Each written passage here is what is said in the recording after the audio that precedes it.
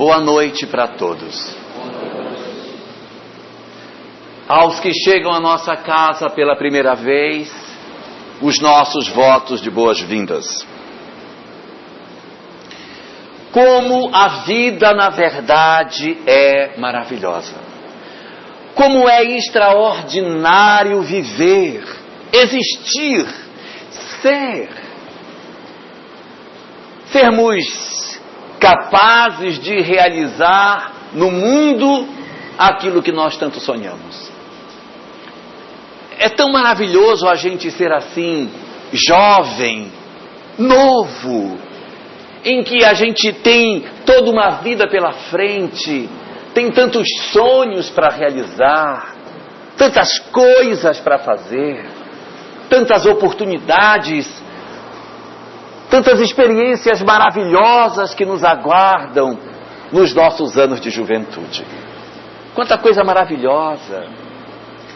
Quando a gente vê que com a juventude do corpo, nós podemos traçar um caminho para as nossas vidas, um caminho de acertos, um caminho onde a gente vai construir uma história sem remorsos, construir um caminho que a gente não se envergonhe, uma história de vida que quando a gente para relembrar os anos passados, nós nos enchemos de alegria em relembrar aquilo que nós fizemos com o tempo que o Senhor nos concedeu. Isso é gostoso demais. Acontece que nem todos nós sabemos ter essa sabedoria nos tempos de juventude. É claro que existe uma juventude muito sadia. Existe muita gente usando bem esse recurso extraordinário do corpo, da saúde. Mas existe uma boa parte de nós que não está sabendo utilizar o tempo que Deus nos oferece, usando de maneira extraordinária e positiva esse tesouro maravilhoso que é o dom de existir. A gente pega a juventude e acaba fazendo tanta bobagem, a gente acaba usando de maneira equivocada e até desrespeitando o corpo que Deus nos deu. Temos uma saúde maravilhosa quando a gente é mais jovem, e os que são mais velhos ficam com aquela inveja que a pessoa come aquela feijoada e não vai sentir nada. E come doce. O cara come chocolate, você fica, não vai engordar. E não engorda aquele corpo seco que você diz, mas não é possível. E a pessoa sempre jovial, a pele de pêssego. Mas a gente não sabe muitas vezes cuidar disso. Enveredamos por tantos vícios, atendemos a todos os apelos que o corpo nos pede. A gente, quando é mais jovem, a gente acaba fazendo algumas opções do tipo, não, esse negócio de dizer que beber faz mal é besteira, porque olha, eu bebo a noite todinha e da bebida eu já emendo direto para o trabalho, não sinto nada, eu vou emendado para lá. Mas é uma beleza ser jovem, olha, uma beleza, porque a gente faz tanta coisa e o corpo parece que não sente, a máquina parece que não sente o que a gente está fazendo. Só que o tempo vai passando e a máquina começa a não ser... Estou mentindo, Pedro? Não. A máquina já não é mais a mesma. Não é todo mundo que tem a capacidade de encontrar um cirurgião como a Cora, que faz uma cirurgia plástica perfeita, né? Mas nós, na verdade, quando envelhecemos, o que acontece conosco? A gente vai descobrir que a gente atendeu tanto aos apelos, às vezes, do corpo, e nós esquecemos de nós mesmos. Fizemos tanto a vontade do corpo e esquecemos da gente. Vivemos uma vida em que a gente oferece ao corpo todas as suas necessidades, o que ele quer. Mas a gente esquece que isso é tão passageiro, que nós não somos o corpo, que nós somos verdadeiramente uma alma. O corpo é apenas uma veste para que a gente exerça no mundo um determinado papel, cumpra uma determinada tarefa, executemos uma missão de socorro a nós mesmos e de socorro àqueles que nos circundam. E a gente às vezes vai se dar conta disso tão tarde, que a gente vai dizer, meu Deus, o que eu fiz com o meu corpo? Como eu estraguei o corpo que eu tinha? Como eu destruí as minhas coisas? Felizmente, não são todos de nós que somos assim. Alguns de nós até nem damos tanta atenção para essa questão de valorizarmos excessivamente o corpo, né? Porque tem alguns de nós que queremos estar com 80 com o corpinho de 20, né? E aí, é claro que não é para a gente também andar todo malacafento, mas não precisa também nós fazermos esse culto excessivo aos nossos corpos. Claro que a gente tem que cuidar, o corpo é para ser cuidado, é como uma máquina, tem que cuidar, tem que tratar bem, mas nós não podemos nos apaixonar excessivamente por ele. Felizmente nem todos somos assim. Alguns de nós não têm esse apelo pelas questões do corpo tão forte. Veja o caso do tio Patinhas, por exemplo, né? Só tem uma roupa, coitado, né? Não tem aquele apelo danado. O cabelo dele não é um cabelo bem cuidado, mas é uma loucura pelo dinheiro, Pedro. É uma loucura pelas coisas da vida material. Alguns de nós, às vezes, realmente não temos essa loucura de sermos tão belos, tão perfeitos, eternamente jovens, mas alguns de nós ficamos fascinados, além do que devemos, pelos bens da terra. Achamos que possuir, ter, sermos ricos é o grande objetivo da vida. Enlouquecemos até por conta disso. Fazemos atos absurdamente reprováveis na expectativa de que, fazendo o que fazemos, nós seremos felizes. Existe até uma parábola de Jesus que conta a história de um homem que ele tinha um celeiro. Está no Evangelho essa. Daí esse homem, ele disse assim, não, eu vou satisfazer a minha alma de maneira plena. Eu vou plantar o dobro do trigo que eu planto. Vou mandar destruir esse celeiro e vou construir um outro com o dobro do tamanho. E assim ele fez. Ele mandou construir um celeiro enorme.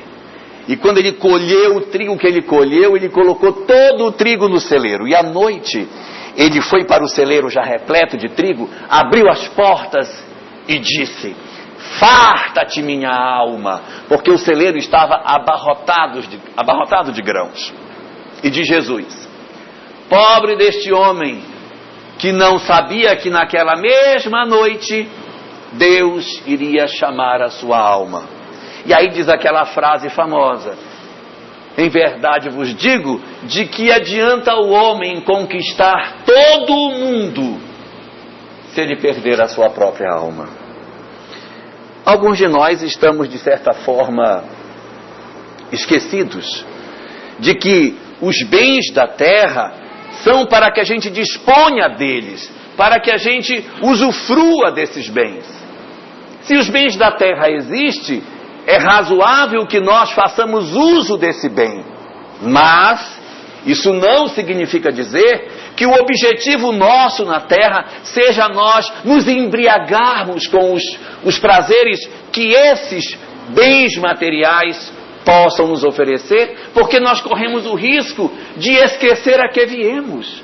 E por conta disso, cultuarmos os bens da terra e esquecermos de nós próprios. Existe uma quantidade enorme de obras espíritas que contam fatos dessa natureza, de espíritos que durante a vida, assim como muitos de nós, ficaram cegos por aquilo que o mundo material poderia nos oferecer e por conta dessas questões não valorizaram mais as outras coisas. Passaram por cima de valores morais que nós não poderíamos passar. E por essa razão acabaram se perdendo no processo de construção de suas próprias vidas. Mas a gente está falando isso, mas isso também não é assim. Há muitos de nós que não temos esse apego exagerado pelo corpo, nem essa loucura pelos bens materiais. Cuidamos das coisas sem esse apelo tão grande e cuidamos da nossa família, das nossas coisas e do nosso mundo. Certíssimo, cuidarmos daqueles que Deus nos ofereceu para que nós cuidássemos deles. Só que a gente tem que saber conviver com as pessoas que estão conosco. Porque os nossos familiares, eles não nos pertencem. Eles não são propriedades nossas. Nossos filhos não são nossas propriedades. Às vezes a gente tem dificuldade de aceitar que o filho cresce. Tem um ciúme miserável da nora, que rouba o filho. Ai, meu filho agora que cresceu, apareceu essa mulher ridícula. Algumas ainda dizem assim, apareceu essa lambisgoia para levar meu filho querido. E aí aparece lá, e aí fica, mas ela... fulano não gosta que passe a roupa assim. O bife do fulano não é assim. Ou às vezes é o contrário. É o próprio marido que diz para ela, meu bem, bife gostoso é o bife da mamãe. Gente, larga o bife da outra em paz. Deixa. Se ela não faz o bife, faz de outro jeito. Mas a gente fica às vezes com esse nhenhenhen e criando dificuldade nas nossas vidas sem necessidade. Eu conheço gente que quando os filhos cresceram e os filhos diziam assim, mamãe, nós vamos sair. Felizmente eu não conheço mais, só conheci uma pessoa que fazia isso. Aí os filhos diziam, mamãe, nós vamos sair. E a mãe dizia, vão se divertir, eu fico aqui mesmo, que a minha vida é a solidão mesmo. Vão se divertir, vocês merecem. Eu, coitada de mim, já sou velha, acabada. É bom eu ir me acostumando, porque o meu destino vai ser num asilo mesmo, que vocês vão me jogar. Então vão se divertir, vão viver a vida de vocês. Eu não mereço. É mole? Só conheci uma, que era assim. Então às vezes a gente se engana e quer que as pessoas nos pertençam. Que dó. É lógico que a gente não pode cultuar um desamor, porque não há nada mais doloroso, segundo os espíritos, do que a perda dos entes queridos. Você aceitar a perda de alguém que é seu afeto, seu amor, seu anelo, seu companheiro, é muito difícil. Aceitar a partida de um marido que se ama, de uma esposa que se ama, de um pai, de uma mãe, é lógico. Nós não estamos dizendo que a gente não deva amar os nossos familiares. Um filho que parte, quem que se prepara para aceitar a partida do filho antes da nossa?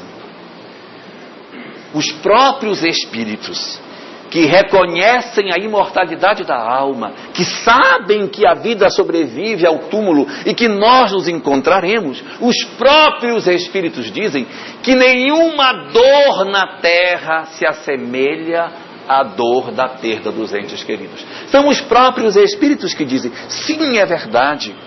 Mas cabe a nós, de uma certa forma, nós não convertermos as nossas vidas em função dos outros.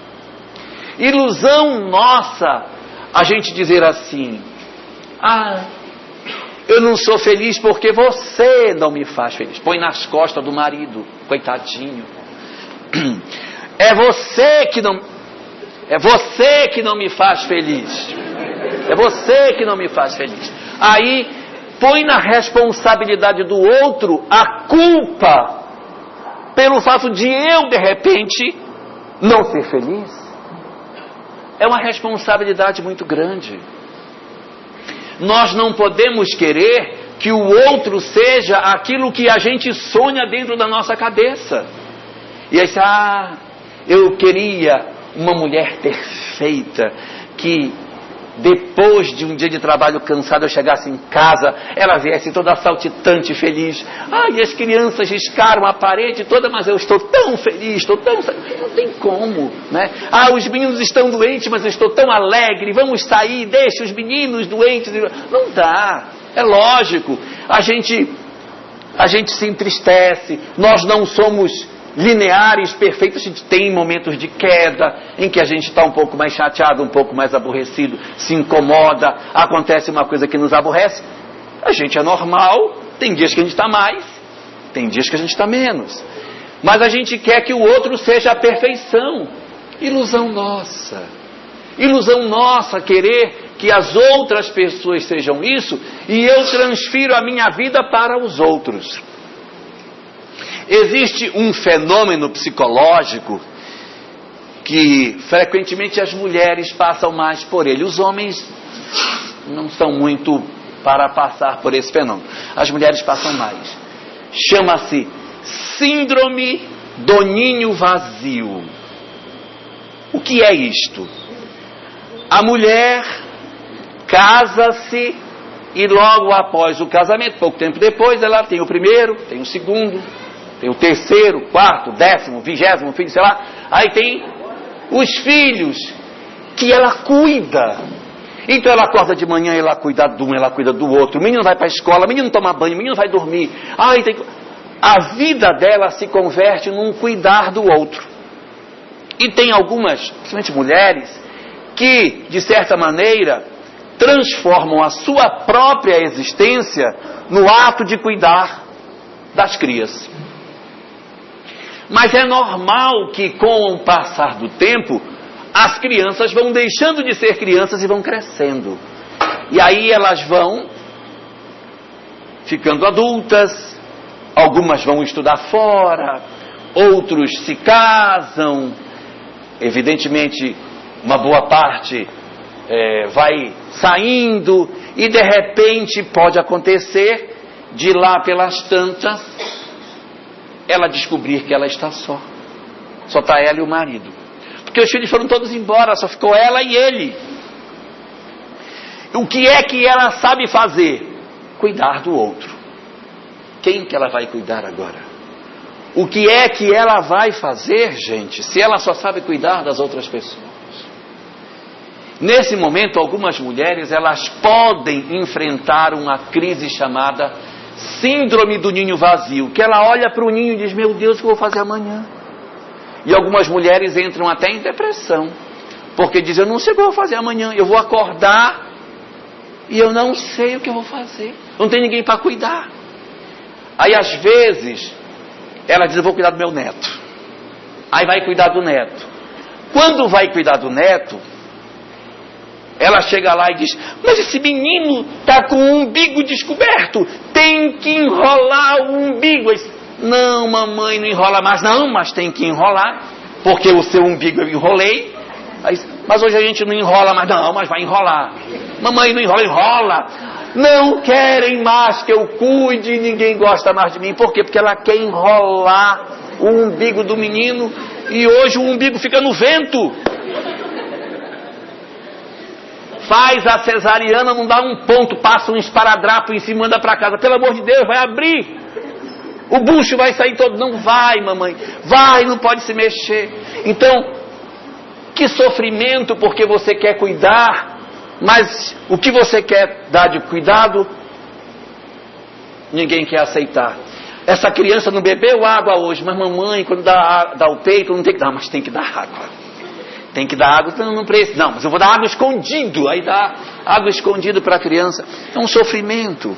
Por quê? Porque a vida converteu-se num ato de cuidar. E quando ela não tem nenhum neto e nenhum filho, o que sobrou para ela cuidar? O marido.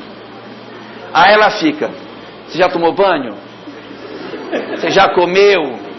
Você comeu pouco? Aí ele, pelo amor de Deus. Ela começa a querer cuidar dele. E para piorar, esse fenômeno ocorre junto com um processo que é o da questão hormonal, em que ela está entrando no climatério, não é? Indo para a menopausa. E aí ela começa com aquele sofrimento das alterações hormonais e de humor. Os filhos foram todos embora e ela não consegue cuidar dos netos e o marido não deixa ela cuidar dele. Imagine a situação. Síndrome do ninho vazio. Como é ruim. Então, às vezes, as nossas vidas acabam se convertendo um cuidar do outro. É lógico que é importante cuidar das pessoas. Nós não devemos ter coração de pedra. Pega o menino, lava o menino, não me dá o menino. Eu não quero pegar o menino. Não, cuida, vive. A vida é para ser sentida, vivida, experimentada. A vida existe para a gente viver, mas não para que a gente enlouqueça por conta dela. Então é a gente usufruir das coisas sem que a gente enlouqueça. Se os nossos corpos, eles são jovens, aproveitar o corpo jovem, vamos aproveitar, mas não precisa enlouquecer por conta dele. Se a vida nos oferece dinheiro, se nós temos recurso material, aproveita o recurso material, mas não enlouqueça por conta dele. E se a vida nos confere uma família, ame sua família intensamente, mas não enlouqueça por conta dela. Não transforme a sua família num ponto de desequilíbrio. Amar sem enlouquecer. Porque, segundo a doutrina espírita, o objetivo pelo qual nós nascemos é muito claro. Diz a doutrina espírita que todos nós renascemos para corrigir em nós as falhas morais que nós trouxemos das outras existências e que não nos deixam ser felizes. O que fala o Espiritismo? Como eu não fiz todo o bem que eu poderia fazer, eu, portanto, chego ao mundo espiritual e me penitencio por não ter sido tudo aquilo que eu esperava ser. Então eu acabo não sendo tão feliz do lado de lá, porque trouxe mágoa, trouxe ódio, desamor. Então o que faz Deus a nosso socorro? Você vai renascer. E eu vou lhe dar as oportunidades para que você corrija aquilo que em você é problemático. E a gente renasce para desabrochar aquilo que está em germe em nós. Esse é o nosso foco. Esse é o nosso objetivo. Reencontrarmos com as nossas provas. Então a gente vai reencontrar com as experiências que vão produzir o crescimento das nossas vidas. Às vezes a nossa experiência está no corpo físico. A gente aprender a ter um corpo sem enlouquecer com ele. Seja porque ele é muito belo e a gente não aceita que ele envelheça, ou seja porque ele não é lá essa beleza extraordinária e a gente fica desesperado querendo fazer uma arrumação com hidrogel, sei lá com o que, para tentar fazer uma correção no nosso corpo. Não é não? Então, o objetivo não é esse. De outras vezes, o nosso problema não está no corpo. O nosso problema está nos bens materiais. Sabe lá que tipo de história nós tivemos, que tipo de relação nós temos com o poder e com o dinheiro, que hoje ou o dinheiro nos é abundante e a gente está fazendo besteira em cima de besteira com o dinheiro que tem, usando erradamente, ou o dinheiro é escasso demais, que a gente não sabe mais o que faça. Quando acerta na quadra da Mega Sena, bate o carro. E vai o dinheiro embora do mesmo jeito. Então, meu Deus, o que é que eu faço? Eu não consegue equilibrar as finanças. O que acontece conosco? É porque, de repente, nós tenhamos alguma coisa em nós que dificulta que a gente se desembarace dos nossos males. Por isso que é tão difícil para nós mudar. Por isso que é tão difícil encontrar o ponto de equilíbrio. Porque ora a gente está de um lado, ou ora a gente está do outro. E o objetivo do Espiritismo é que nós encontremos, como fala o Buda, o caminho do meio. A sabedoria é descobrir o caminho do meio, o caminho do equilíbrio, nem tanto para cá, nem tanto para lá, mas o caminho do equilíbrio. Tão difícil. Só o exercício da virtude é que pode construir isso em nós. E segundo o Espiritismo, quando a gente não consegue, a gente vem para terminar o que não conseguiu. Aí como não consegue, vem de novo. Aí vem de novo, vem de novo, vem de novo. Porque nós estamos como uma pérola que está... Uma pérola não. Uma pedra que está sendo... Porque pérola não lapida. Uma pedra que está sendo lapidada ao longo do tempo, bem lentamente. Bem lentamente, até que a gente se torna uma joia. Mas quando a gente sai, a gente é uma pedra toda pontuda.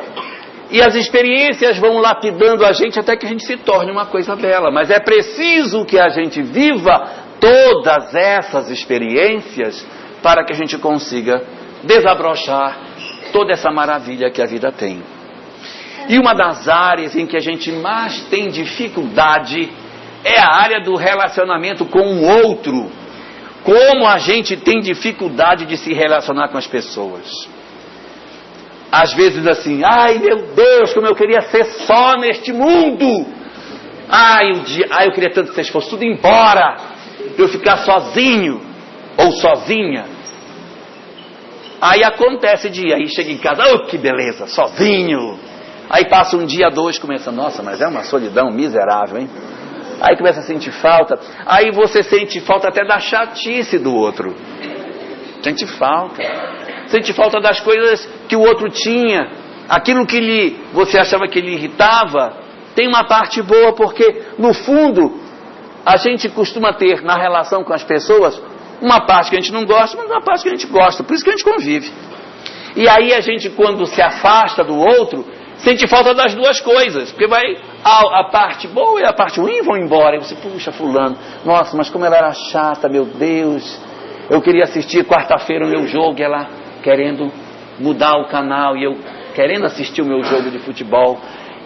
Então, a gente vai descobrindo determinadas coisas e no final de tudo que nos acontece, quando a gente fica velho, o que é que a gente acaba descobrindo? Que as grandes alegrias da vida nos foram dadas pelas coisas pequenas. Que não foram as coisas extraordinárias que mais nos emocionaram. Que foram as coisas que o dinheiro não compra que nos deu mais alegria.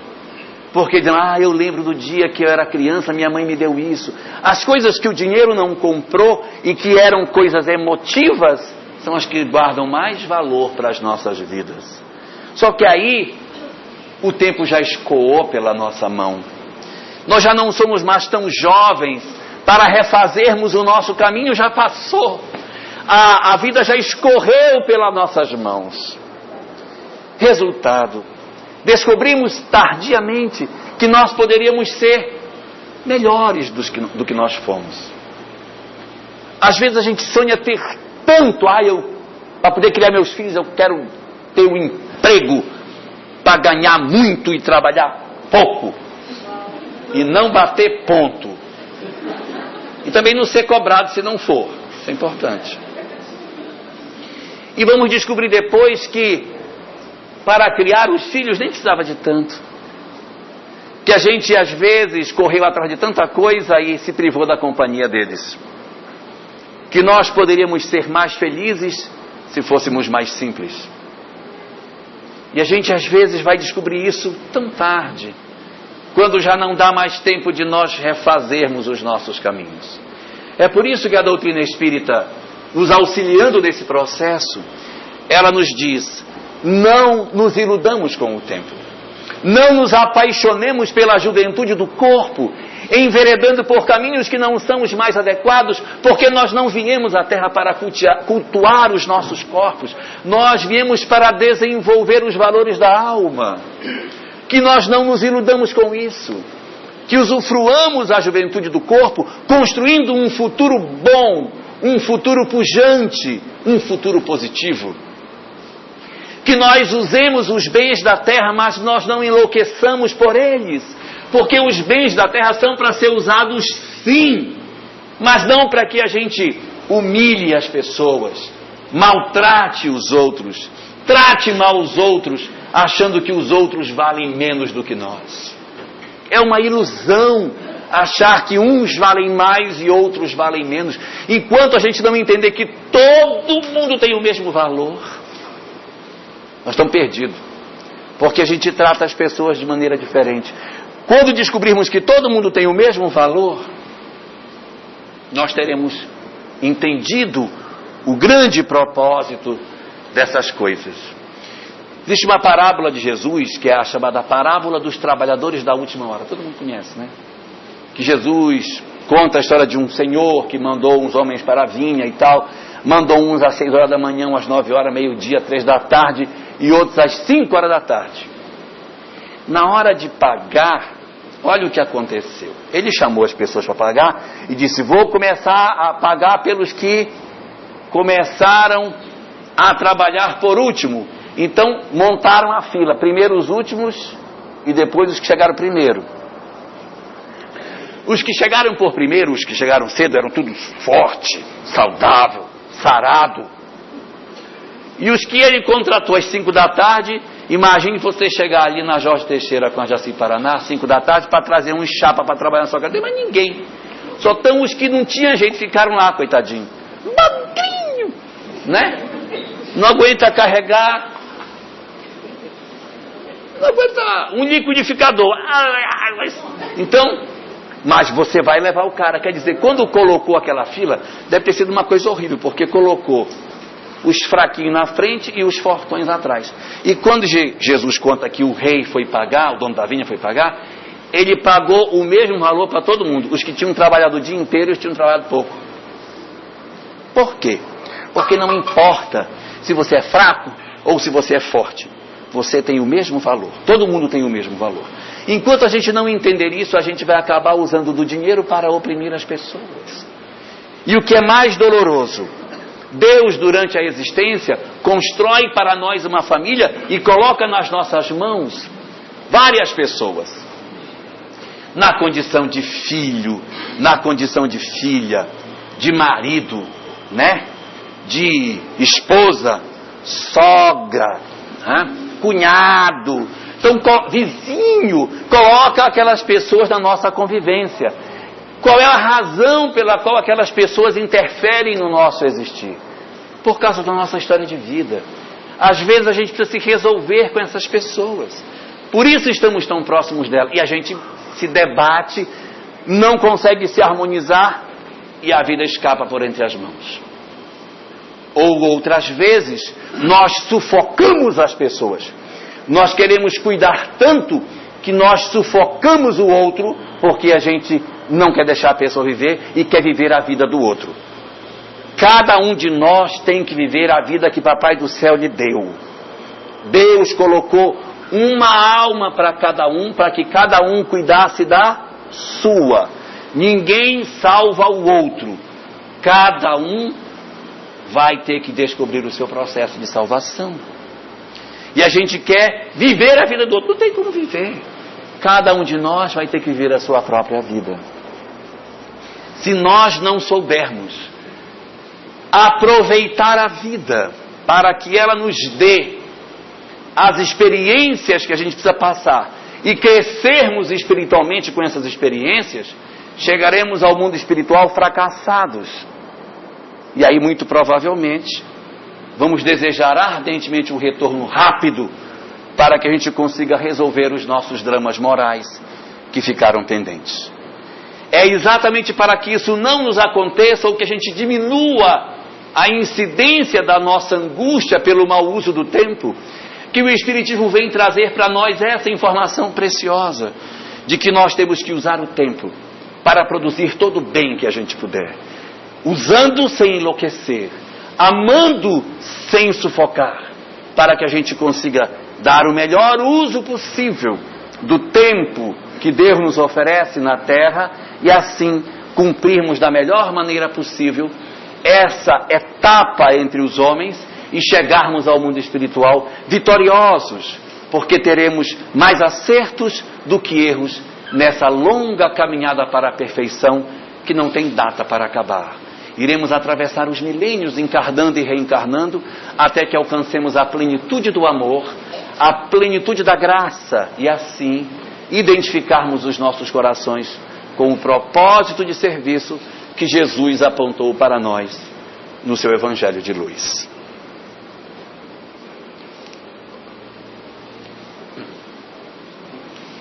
Vou contar uma historinha para vocês. Essa história ela não é uma história espírita, Pedro. Pode? É uma história que os rabinos contam. É uma história do judaísmo.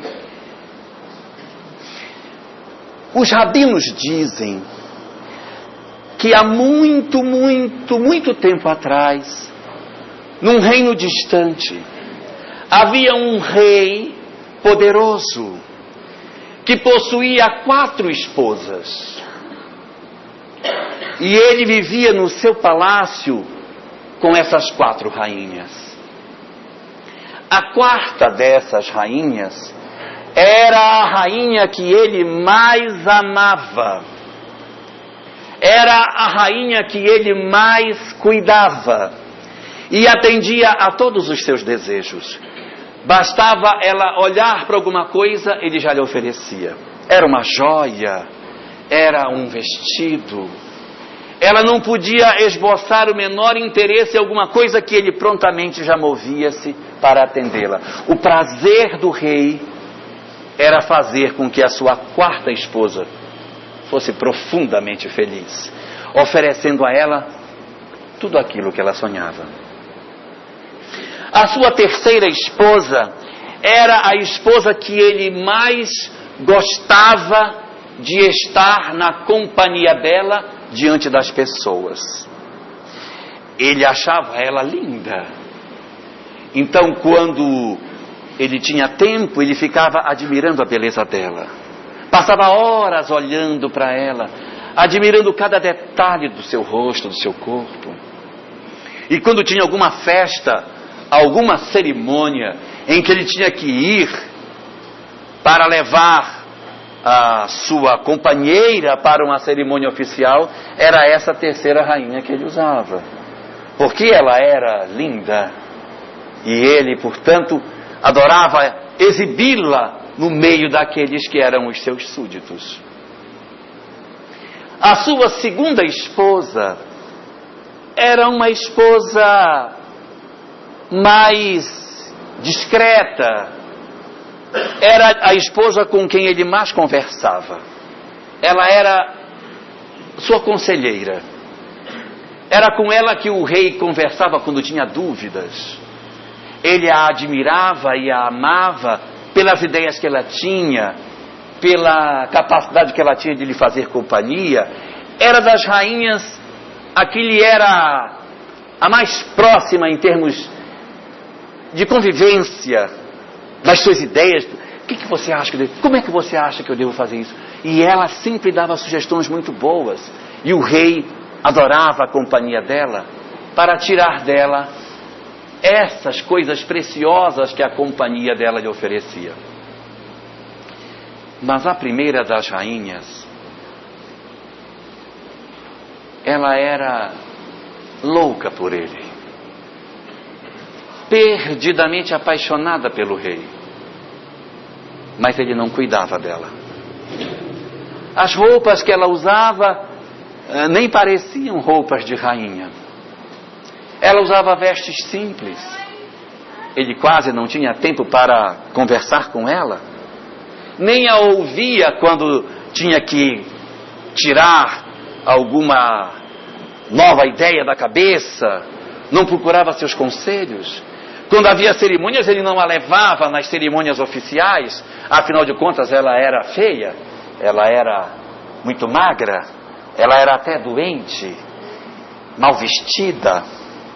E o rei não dava atenção a ela. Mas isso não impedia que ela o amasse profundamente, apesar da indiferença e da frieza com a qual o seu rei a tratava. Os anos se passaram, sempre da mesma forma, com o mesmo tratamento para as suas várias esposas, até que o rei adoeceu. Ficou muito doente. Chamou os médicos do palácio, que fizeram todos os exames possíveis e disseram: Senhor, meu rei e meu senhor, o senhor não vai resistir. Não temos remédio, não há cura para o seu mal. O senhor, infelizmente, caminha para o túmulo. Nada podemos fazer. Prepare-se. Os seus dias são pouquíssimos, talvez horas, e nada é possível fazer em seu socorro.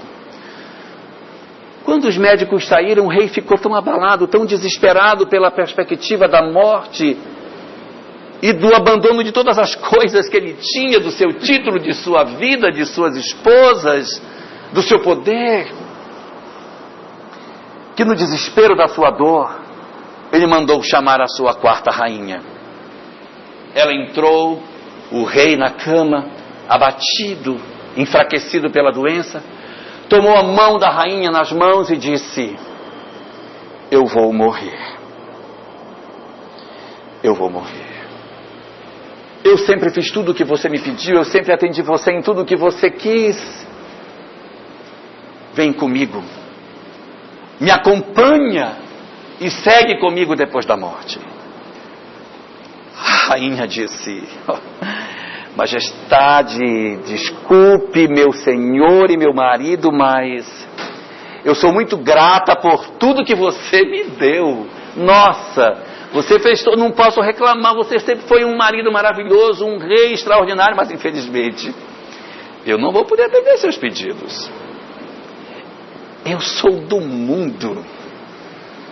Eu gosto do mundo. Eu sou daqui. Como é que eu vou seguir? Não me deixe sozinho.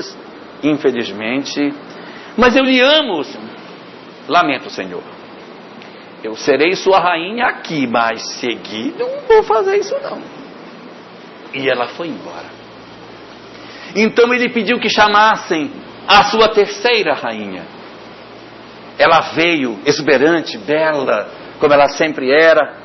E quando entrou no quarto, encontrou o rei mais abatido, mais fraco ainda. E ela disse: o que você quer? Temos alguma cerimônia para irmos? Ele disse: não. O que quero lhe dizer é outra coisa. É outro lugar que eu quero que você vá comigo. Ah, eu irei. O que é que você deseja? Eu vou morrer. Segue comigo. Ela disse: mas de jeito nenhum. Mas de jeito nenhum. Olha, mas você não pode fazer isso. Eu sempre levei você. Eu sei, realmente foi maravilhoso. Só que eu vou lhe ser bem sincero. Você morrendo, eu caso com outro. Mas você tem coragem de dizer isso? Tem. Você morreu, eu vou. E você não segue? Jamais. Você morreu, eu já estou procurando outro marido. Eu não sou mulher para ficar sozinha. Eu gosto das festas, eu gosto da vida, eu gosto de viver. E o rei: está bem. E a rainha saiu. Ele chamou a sua segunda rainha. Quando ela entrou, encontrou o rei ainda mais fraco, já arquejando. Ela entrou e disse: o que você deseja de mim? Você quer alguma coisa? Ela disse: eu estou passando muito mal. Aí ela começou a cuidar dele. Trouxe água, trouxe alguma coisa. Você quer alguma coisa? E começou a oferecer cuidados para ele. Disse: eu quero uma coisa a mais de você. Diga, o que é que você quer? Eu estou morrendo. Segue comigo. Morre comigo, vai. E ela disse: não. olha, nós somos cúmplices em todas as coisas, sou sua companheira para cuidar de você em tudo que você quiser. Mas o máximo que eu posso fazer é cuidar de você até enterrar, mais do que isso eu não vou não. Daqui para frente eu não vou. E simplesmente saiu. O rei já não tinha mais nem força para chamar mais alguém e ficou ali sentindo a proximidade da morte, quando ele viu que uma outra mão magra, ossuda, tomou a mão dele. Era a sua primeira rainha. Tossindo e também muito doente, disse para ele o seguinte: não me importa os cuidados que tu tiveste comigo. Eu te amarei e seguirei contigo para onde tu fores. Porque eu te amo tanto que eu e tu somos como se fôssemos uma coisa só. Se tu morres, eu morro também. Se tu vás, eu vou contigo. E ele disse: me perdoa por não haver cuidado de ti como eu deveria cuidar. Ela disse: o tempo já passou. Não me importa mais isso. E tomando as mãos dela, eles se abraçaram na cama e começaram a chorar os dois. Ele lamentando o tempo perdido e ela chorando de felicidade pela oportunidade de estar em contato com ele, nem que fosse por um momento final. E assim ficaram abraçados, até que pela manhã, quando abriram as portas do quarto real, encontraram o rei morto, abraçado com sua rainha, também morta. E dizem os rabinos: assim é a vida. Porque a quarta das esposas é o nosso corpo físico, para quem nós damos todos os presentes e atendemos a todos os apelos. Mas quando chega a hora da nossa morte, a nossa quarta esposa diz: eu não vou com você, porque eu pertenço a esse mundo, eu vou ficar do lado de cá.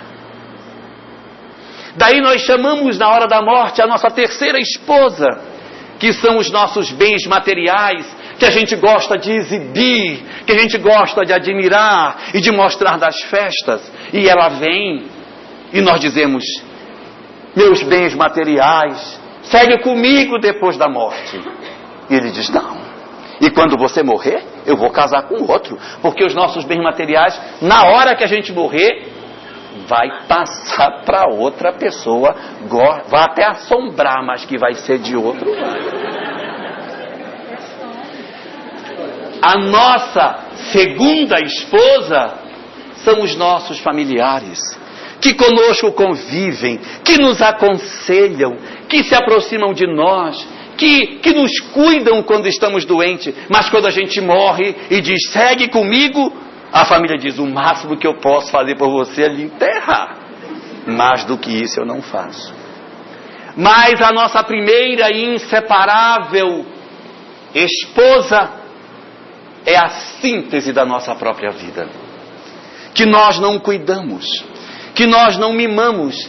E essa esposa fica velha, acabada, magra, doente, de roupas andrajosas. E quando chega na hora da morte, nem precisa que nós perguntemos se ela nos segue, porque a única coisa que vai nos seguir depois da morte é a síntese de tudo aquilo que nós fizemos. O rei já não podia mais resolver o problema da sua alma enferma, e quando transpôs a fronteira da morte, levou com ele a sua única esposa, a síntese do que ele era, doente e frágil como a sua própria vida, enlouquecida pelos bens materiais, pela loucura do corpo e pelo cuidado excessivo dos familiares, esquecendo de iluminar a própria alma com o amor à vida da maneira correta como Deus gostaria que nós fizéssemos.